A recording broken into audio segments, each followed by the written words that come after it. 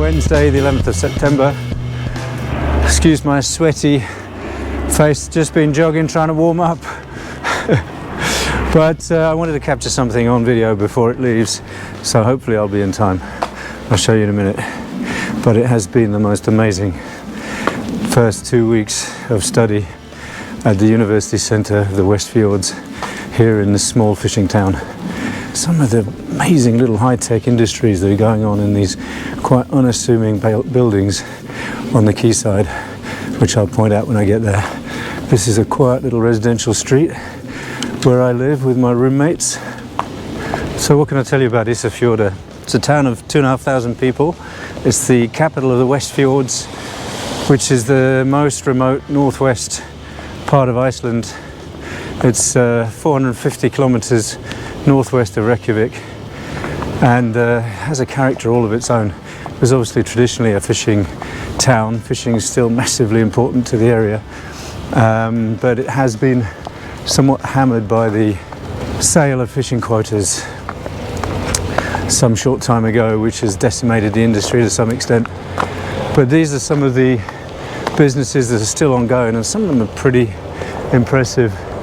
This one just in front of me is a company called 3X, who are designing fish factory production plant, and have just had a massive order for an island off the east coast of Russia. About 100 containers of high-tech equipment going out to them. Just wouldn't believe the kind of things going on in the background in this quiet little place. Obviously the university centre here has been a big regenerative force and has brought quite a lot of interest and skilled labour into the area. Anyway, around the corner here is the surprise I've been promising you, because just to lead into that, obviously tourism has become a major factor, and it's causing all kinds of pluses and minuses which will become apparent. So one of the reasons that Isafjordur became the major regional town of this part of Iceland, major, obviously a relative term, but 2,500 means it's quite a big town for Iceland, and driven by the fact that it has this very deep fjord with very good access for deep bottom vessels, of which this beast is one. Just take a look at that. That is the Mariella Explorer on her way out of town. She's been here since this morning. 2,500 passengers, 1,000 crew.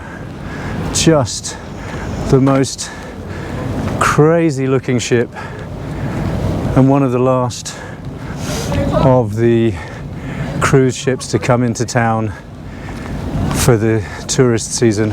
Can't even imagine how they bring something like that into port, but she's one of about 100 ships that comes into Isafjordur each year.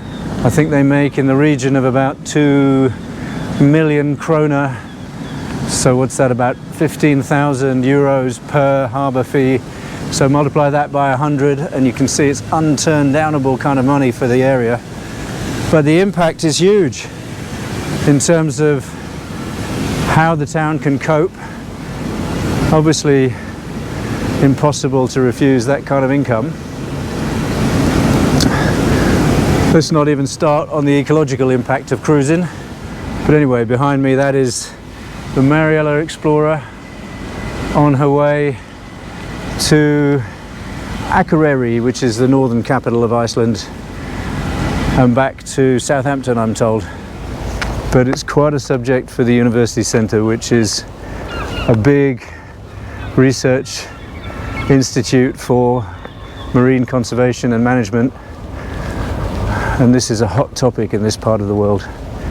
Cruising and the impact on marinas and fjords and small coastal towns, both plus and minus.